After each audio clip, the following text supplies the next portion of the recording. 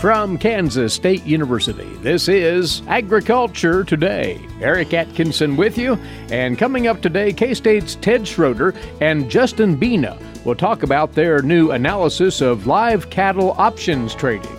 Their work shows how volatility patterns in that trading can be used by cattle feeders to estimate the price risk they're undertaking.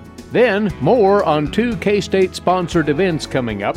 Cheryl Boyer will talk about an opportunity for agricultural professionals to learn about using new kinds of media to market and promote their products. That's in February. As is the 2018 Women Managing the Farm Conference. Kitra Cooper will offer one last reminder about registering for this event. Later then, K-State's Charlie Lee talks about an informational meeting on aquaculture management. All that here on Agriculture Today. What is radon? Home exposure to radon gas is the leading cause of lung cancer death in the United States for non-smokers. In Kansas, 1 in 4 homes will test at or above the EPA action level. The Surgeon General recommends all homes be tested and fixed if necessary. Visit kansasradonprogram.org for more information. Test, fix, save a life. This message brought to you by the Kansas Radon Program, the Kansas Association of Broadcasters, and this station. Managing risk in the cattle operation is a high priority for every producer, and incorporated in that is managing the market risk that's out there, and that can be somewhat substantial.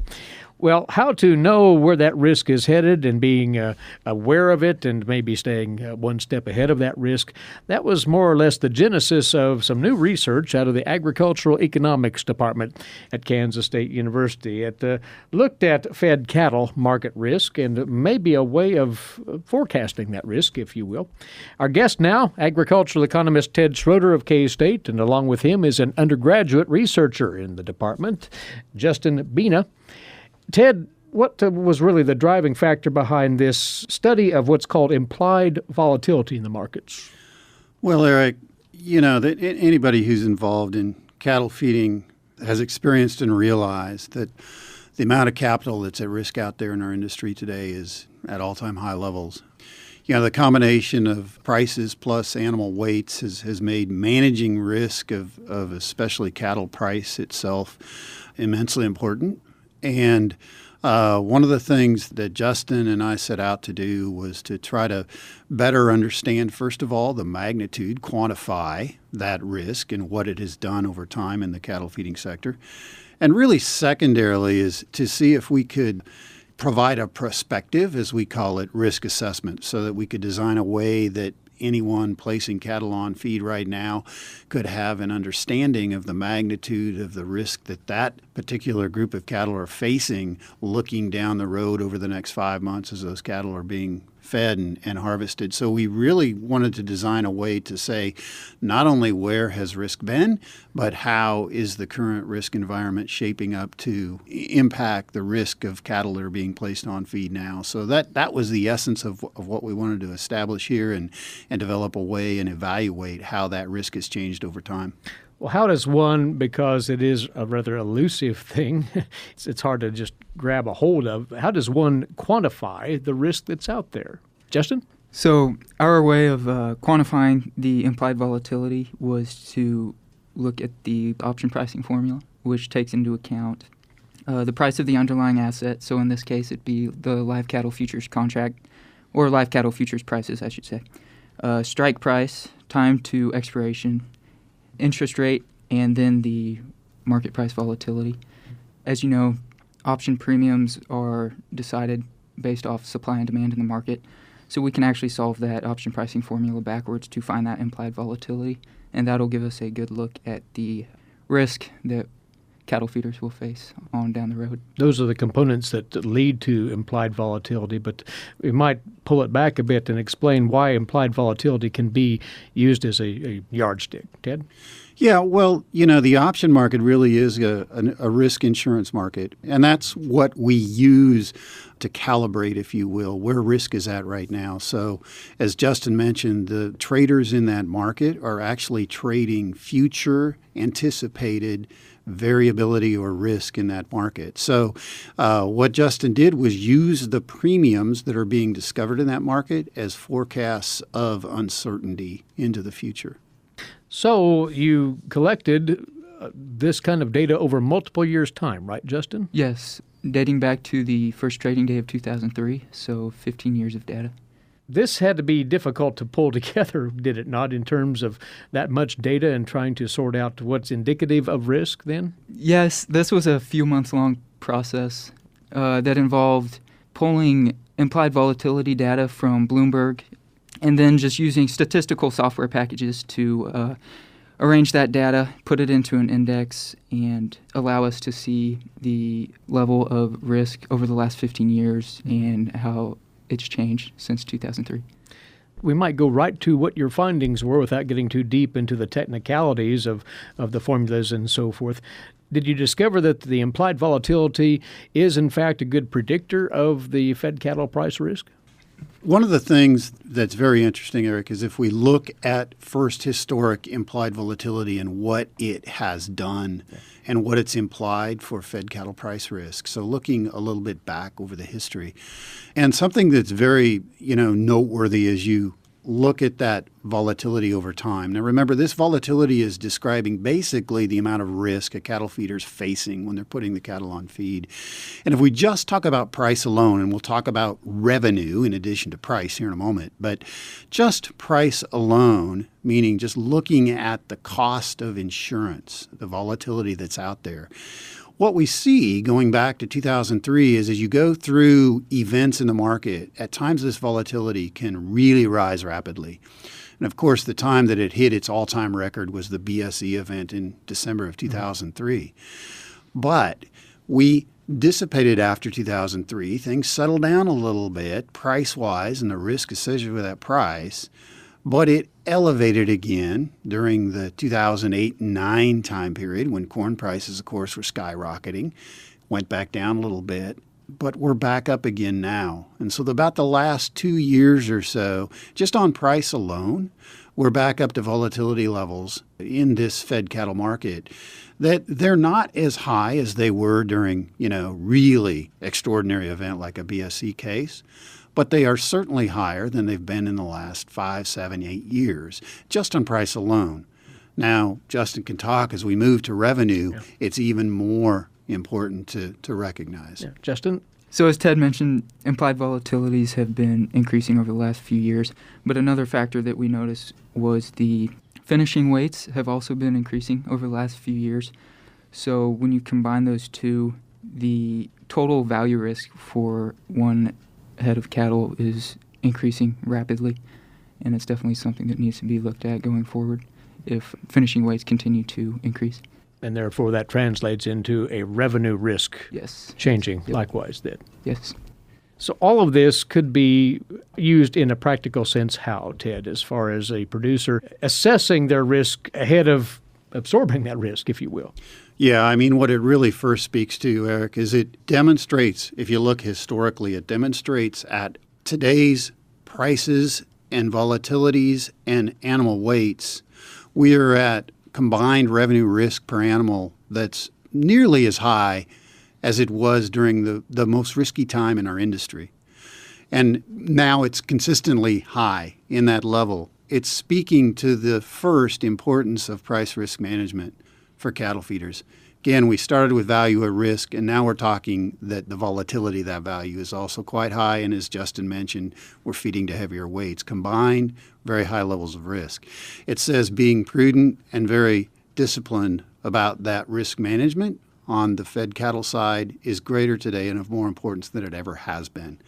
Now we can take further, and as we look at prospective, as we talked about early, looking forward, this technique and procedure that Justin has designed and adopted here helps us see the magnitude of how many dollars we're placing at risk when cattle are put in the yard. And the fact that just a few years ago, you look at early 2000, 2004, 2005, typical risk on a pen of cattle, you're looking at maybe $150 a head, $160 a head. We're double that. We're over $350 today. That's the value at risk that you're facing if you're not going in and somehow mitigating that risk through hedging or options or forward contracting or somehow alleviating that temporal price risk over the next 5 months. So the takeaway here is that it illustrates how important today price risk management is just relative to a few years ago, how it's elevated and escalated. And looking forward, it can help us monitor the magnitude of risk that anyone's facing, whether it's someone, dealing with the finances on that particular feedlot or pen, or whether it's the guy that's out there managing it and try to figure out how to manage the revenue that they're trying to protect. Just to point out, this document and this effort isn't necessarily pointing a producer in one direction or the other as to how they particularly go about mitigating risk, what tools they use, but the point is that they need to be aware that they should engage some amplified price risk here and there within the market, right? That's right. It's really just trying to help them recognize the magnitude of risk and how it's changed and why it's changed, that it's that combination of price and weights together that are elevating this overall revenue risk. And the nice thing about an option-based type of price risk and revenue risk metric is that we can always look forward at any given time with as many options that are trading into the future, and they're trading well into the 6-month horizon. So we can always be prospective about this and say, as we look forward, what's the risk on the horizon? Yeah. This is, by the way, posted, this particular research and the results of it, on the agmanager.info website for you cattle feeders to take a look at and learn more about how you can utilize this implied volatility that Justin has gathered over the many years' time as a harbinger of risk ahead for your operation as you place cattle on feed. Take a look at that. It's just posted now on agmanager.info.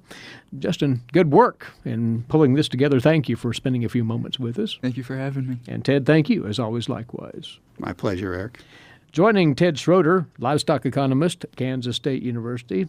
Justin Bina, he is an undergraduate researcher in agricultural economics at K-State. You're listening to Agriculture Today, and we'll be back with more in a moment on this, the K-State Radio Network.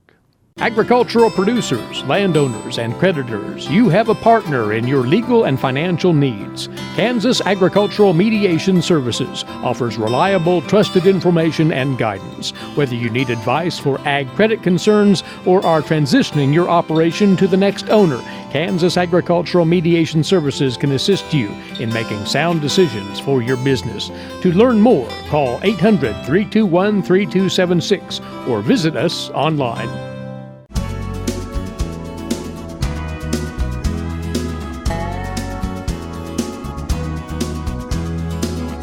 Welcome back. You're tuned in to Agriculture Today. Now we'll tell you about an upcoming activity that's being sponsored by what's called the Center for Rural Enterprise Engagement here at Kansas State University. This is for any and all agribusinesses who might want to enhance their marketing abilities. And to tell us more about this is one of the faculty members at K-State involved in this center. She is, in fact, a nursery crops specialist with K-State Research and Extension out of the Department of Horticulture, Cheryl Boyer. This is being billed, Cheryl, as a new media marketing boot camp. So what is the intent of this, first of all? Well, the intent of it is to give ag businesses an opportunity to really focus on the marketing, the online, the digital marketing pieces of their business. Many of them are very familiar with traditional marketing avenues like radio and newspaper and print marketing, and are maybe not as adept at some of the newer tools. So when we say new marketing, we include everything from social media to e-newsletters to websites, all of that. And what we are sharing in this boot camp is research-based information that we have conducted studies on to help people be more effective with their marketing and to help them sort of navigate all the changes that happen, especially with things like Facebook's algorithm, which they just changed again last week. But this is directly for anybody that's running an agribusiness of any kind, correct? That's right. A lot of our research has focused on the horticultural industry because that's my area of focus. But our team members include, I'm sort of a subject matter specialist. We have a communication specialist and an ag economist. So we're kind of hitting all three pieces of that so we can help people learn and to navigate whether or not their efforts are being impactful, whether they're getting a return on their investment, and how to best navigate the opportunities available to online marketing. And it's obvious here, but your stance is that agribusinesses cannot ignore the new media. Most have embraced it, but maybe not enough yet. That's right. Surprisingly, one of the easiest things you can do is claim your business identity on Google. And there's a surprising number of businesses who have not even gone on and done that simple thing to say, yes, I exist, I own this business. And so we help people all the way from those who are at that stage to those who are very advanced and do a really good job with their marketing. And so our hope is that people in rural and urban communities can continue to do the work that they love, and through their marketing efforts, people will come to them. And they'll come to get that sort of agritourism experience and to buy locally and buy Kansas products and buy from somebody that they can talk to. And that's really important part of keeping businesses sustainable. Well, there's the need. About this boot camp, it's taking place in the month of February, correct? That's right. It's coming up in just a month. It's going to be February 27th and 28th at the Bluemont Hotel here in Manhattan. You can find all the information about it on ruralengagement.org/bootcamp, which is ruralengagement.org is our learning resource.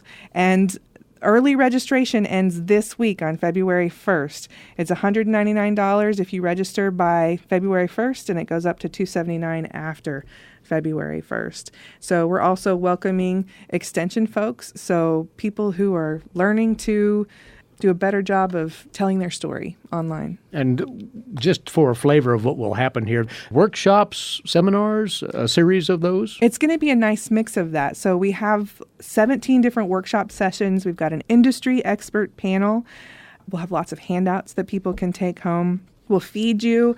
And we're going to talk about different things like social media, analytics, specifically for your business. E-commerce is getting more and more popular, so we're trying to help people figure out how to get in that world. Your visual content, so much of what we do in ag, we have really have a leg up because we have visuals that we can share with people and help them feel like they're a part of our world. So helping with those skills, skill building, strategy, storytelling, networking with others who are trying to achieve the same goals, and being consistent with your branding on your business. So there's a lot to think through and consider, and we hope to not only give you a lot to think about, but give you time to implement it and plan it. And if it's somebody who's never gone down this path before or somebody who's just dabbled in the new media, all are invited and encouraged. That's right. We'll have some basic sessions and also some more advanced sessions. So there's something for everybody depending on your level of interest and where you feel like you fit and you'll learn the most. Excellent. Once again, the deadline for registering is coming up very soon now. As a matter of fact, this Thursday, February the 1st. And again, it's as simple, Cheryl, as going to that website? That's right. It's ruralengagement.org. And if you do /bootcamp, you'll find all the information about our new media marketing bootcamp for ag professionals.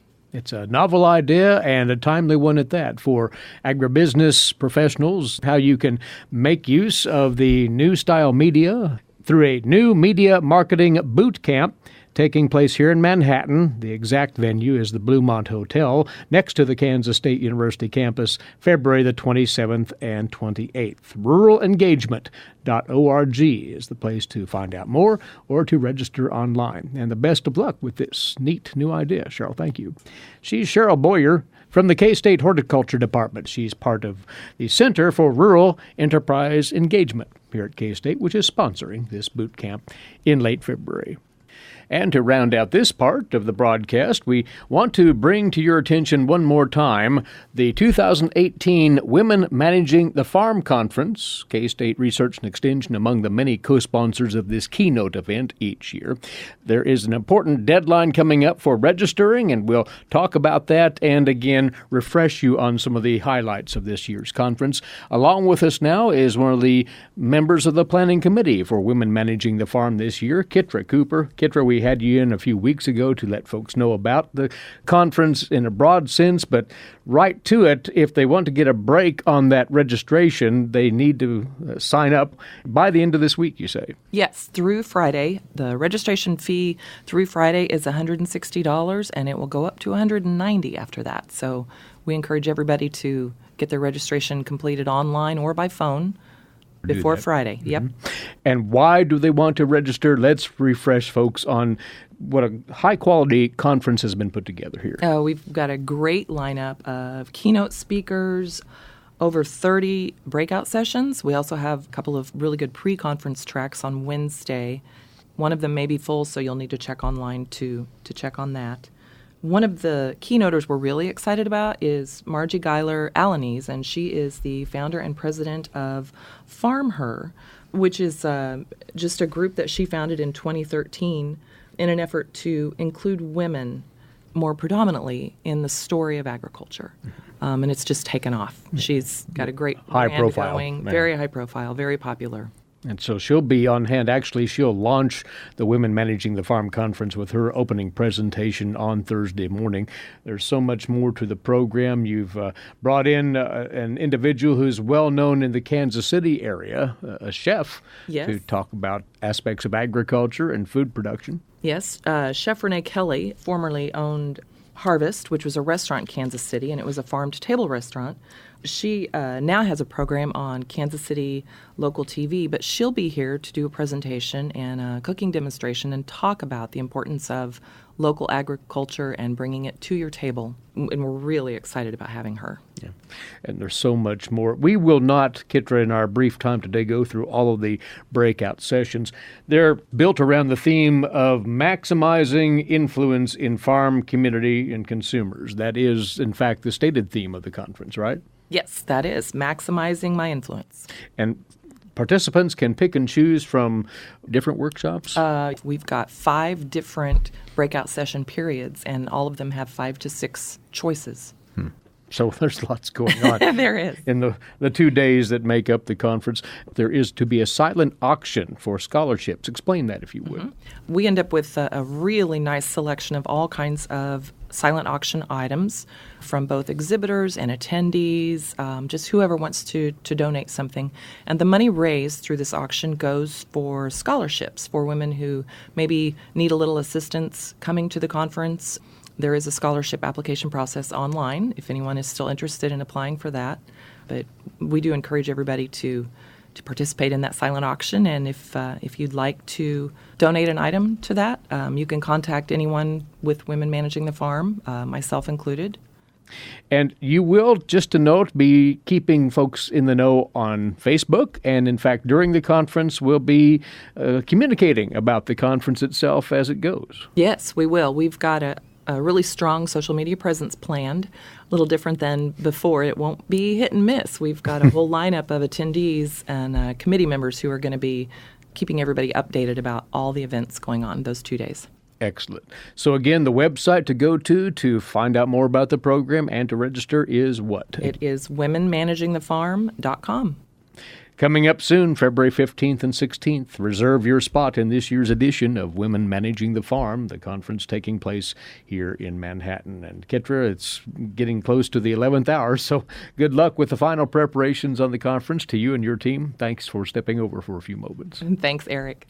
She's Kitra Cooper, again a member of the planning committee for the 2018 Women Managing the Farm Conference, womenmanagingthefarm.com.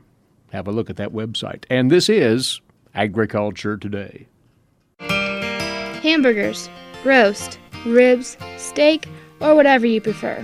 Beef, it's what's for dinner. Kansas cattle farmers produce 7.5 million head of cattle per year, It takes about 7 tablespoons of peanut butter to get the same amount of protein in 1 serving of lean beef. Support your local Kansas farmers and ranchers. Eat beef. This message was brought to you by the K-State Animal Sciences Leadership Academy participants.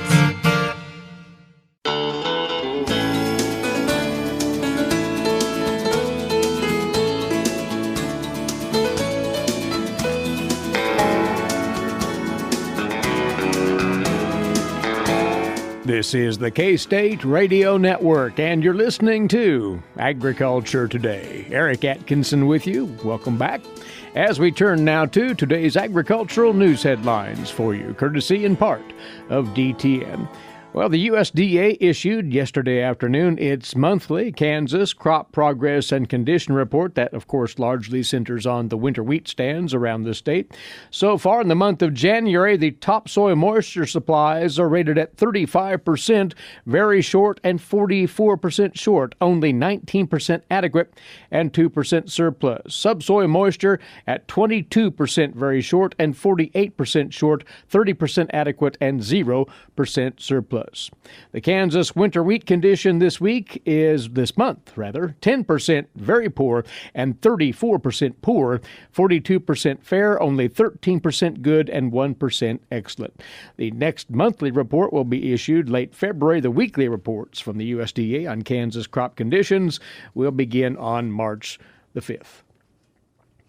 The Kansas Department of Agriculture this morning reported it has received updated labels for 3 herbicide products which contain dicamba. The EPA has established these new requirements in conjunction with the producers of the new over-the-top formulations. Updated labels now exist for Ingenia, Extendamax with Vapor Grip technology, and Fexapan herbicide plus Vapor Grip technology. These changes and updates, which have been made to the labels of the products in preparation for the 2018 growing and application season, will apply to both commercial and private users. They include making those products restricted use pesticides, additional product-specific training, including proof of training, new cleaning guidelines, various application restrictions, and record-keeping requirements. Now, the KDA has approved dicamba training provided by BASF, Monsanto, Dow DuPont, and K-State Research and Extension. The training provided by the chemical companies being targeted toward retailers of the products and the associated custom applicators and farmer applicators. The K-State Research and Extension training is available to the public at large. It's currently scheduled to take place in numerous locations throughout the state in the month of February into March. Dates and locations on those can be found at the KSRE website, ksre.ksu.edu. Also, a link is provided on the KDA website as well. If you have questions, you can consult the KDA Pesticide and Fertilizer Program at agriculture.ks.gov or 785-564-6688. On the trade front, the U.S., Canada, and Mexico said they're still tackling the most difficult issues in overhauling the North American Free Trade Agreement. But the U.S. rejected Canada's ideas on one of those, updating auto industry rules. U.S. Trade Representative Robert Lighthizer said that Canada's proposal on changing the auto industry rules at the heart of the agreement would reduce jobs in the bloc. He also criticized Canada for recently bringing a case to the World Trade Organization challenging the Trump administration's use of tariffs. The comments from Lighthizer and his Mexican and Canadian counterparts marked the official end of the 6-day round of NAFTA negotiations in Montreal. Here's more from the USDA's Rod Bain. Round 6 of North American Free Trade Agreement renegotiations is now in the books. And the U.S. Trade Representative notes, "This round was a step forward, but we are progressing very slowly." Ambassador Robert Lighthizer at Monday's Round 6 closing press conference in Montreal. He acknowledged some progress in the latest round, including the close of one chapter on fighting corruption and movement on other chapters. Canadian Foreign Minister Chrystia Freeland points to movement in chapters related to agriculture. Additionally, we made good progress here in the talks on sanitary and phytosanitary measures, customs and trade facilitation, and technical barriers to trade. Ambassador Lighthizer, meanwhile, encouraged an accelerated pace going into the next round, scheduled for late February in Mexico. We will engage both Mexico and Canada urgently, and we will go where these negotiations take us. I'm Rod Bain reporting for the U.S. Department of Agriculture in Washington, D.C. Up next, this week's edition of Milk Lines. Here's K-State dairy specialist Mike Brouk. Mike? Today I want to talk to our Kansas dairy farmers concerning how are we going to look at 2018. You know, I think as we move through the next several months in 2018, we all recognize that there are going to be some financial pressures as we look at where milk price is at. But my question to you this morning is that going to be the focus of your dairy? As you think about 2018, and maybe you've already sat down and you've thought about some goals for your dairy, but if you haven't, maybe now is a really good time to do that. And I'd like to encourage you to use those goals to set the tone for your dairy and how you lead and how you interact with others. Because you see, I think if we think about where our focus is at, that may have a lot to do with how we lead forward. And if we simply just focus on milk price, that's likely a fairly depressing thing and probably doesn't really help for the overall attitude on our farms.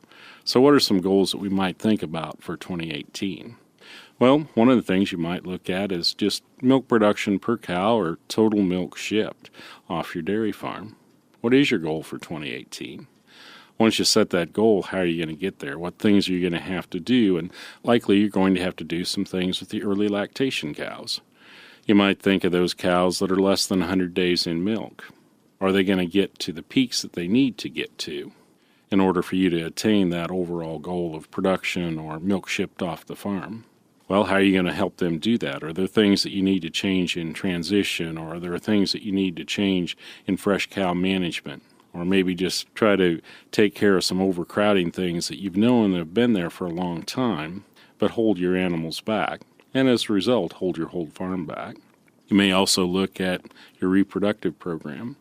We all know that being better in reproduction is really a help to most of our dairies as we keep our cows in the higher level of their milk curve and lower the days in milk on our farm. You might also look at your calves. Maybe it's calf growth that you might want to emphasize with those folks that are working with that part of your enterprise, or maybe survivability. Again, setting some goals and working toward those and looking at what we need to change keeps our focus on some positive things. There's some other things we could look at. We could look at like forage quality on our farm. Maybe there were some things with our corn silage that didn't happen the way it should have happened as we harvested in 2017. So what are we changing in 2018? What are our goals for maybe dry matter or tons harvested or maybe starch level? How are we going to work together to do that? How do we get the rest of our crew involved in that as well? This is Mike Brouk with K-State Research and Extension, encouraging our dairy farmers to think about where their focus will be the next few months and encouraging them to focus on the things that they can change on their farm as well. Thanks, Mike. And this is Agriculture Today. While many people know hunger is an issue in developing countries, it is also a problem in our own backyards. In 2010, 1 in 7 Kansans struggled to put adequate food on the table. 2 K-State Research and Extension programs are tackling this problem. The Family Nutrition Program and Expanded Food and Nutrition Education Program reach thousands of Kansans in more than 70 counties. They learn how to eat healthy with a low budget. For more information about these programs, visit ksre.ksu.edu.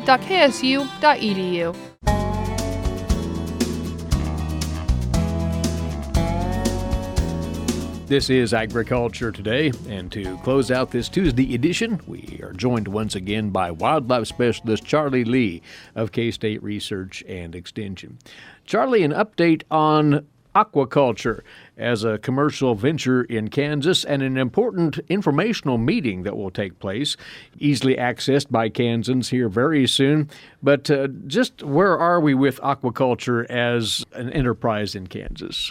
Well, aquaculture in Kansas started with catfish production. Actually, Kansas was the leader in developing catfish rearing techniques, catfish nutrition, and then eventually that information was transferred to southeastern United States, where climate and water quality and quantity allowed the catfish production to really flourish. We're somewhat limited in warm water aquaculture species here in Kansas in that we're competing with other areas that have warmer water. We're really too far south to compete in cool water fish production, so we're kind of in the middle.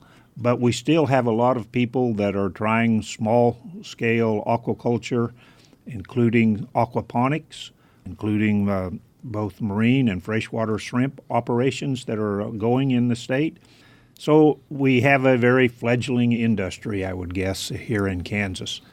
But as part of that, in my role as the wildlife specialist, is to provide information to those that are getting started in new enterprises like aquaculture.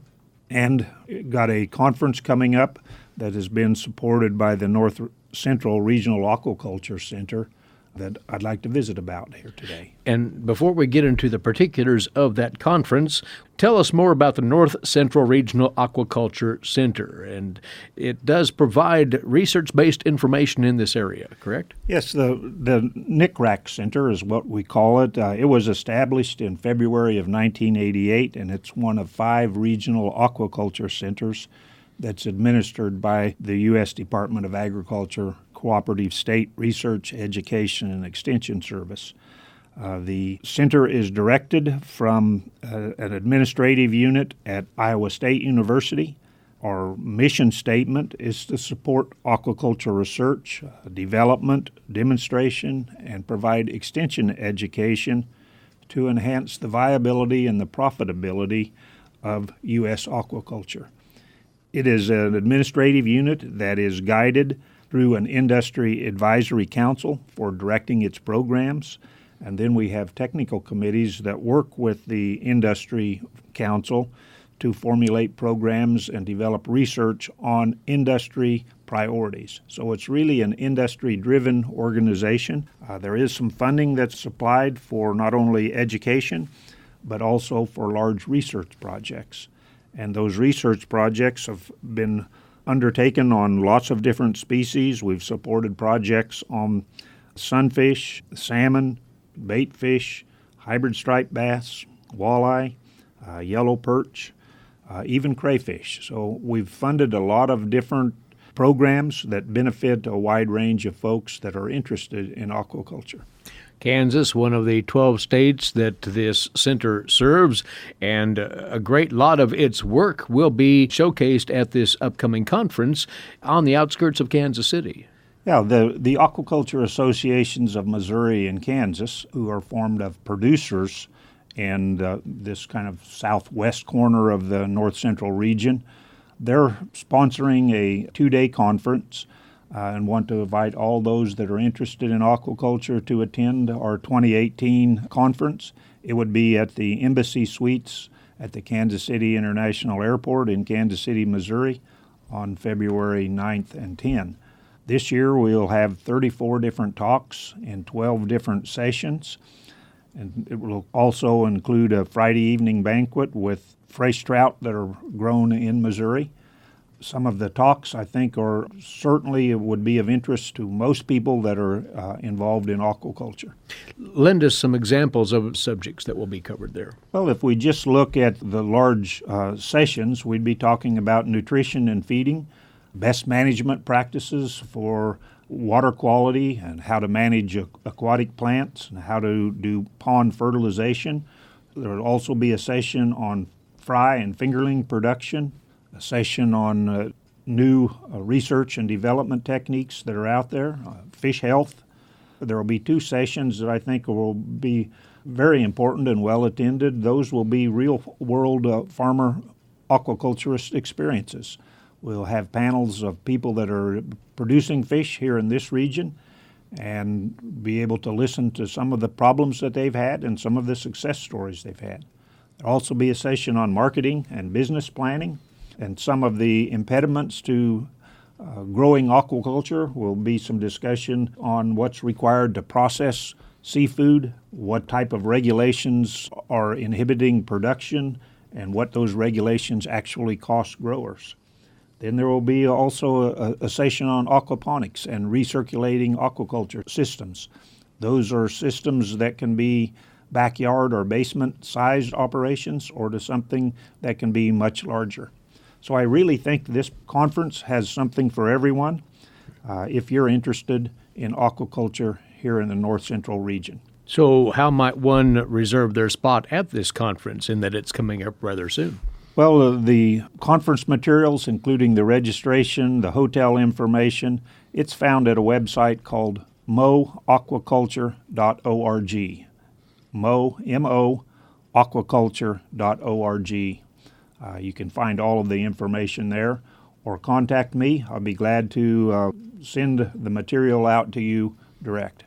So if you're merely interested as a beginner, if you will, in aquaculture, or you're seasoned in this area but would like to know more about improving your operation, this would be a great event. Again, the 2018 North Central Aquaculture Conference. It is set to take place on Friday and Saturday, February the 9th and the 10th at the Embassy Suites near the Kansas City International Airport. So check that out. Charlie, we appreciate the word on aquaculture and this important informational meeting coming up. That's Charlie Lee, Wildlife Specialist, K-State Research and Extension. As we part today, to remind you one more time, you can pick up a podcast of our regular daily broadcasts very easily. To subscribe to that service, go to our website, ksre.ksu.edu/news. Click on the Radio Network tab to the left, and then the Agriculture Today link. That'll take you to the instructions for subscribing to our podcast, ksre.ksu.edu/news. Thanks for tuning in today. Eric Atkinson here for Agriculture Today over the K-State Radio Network.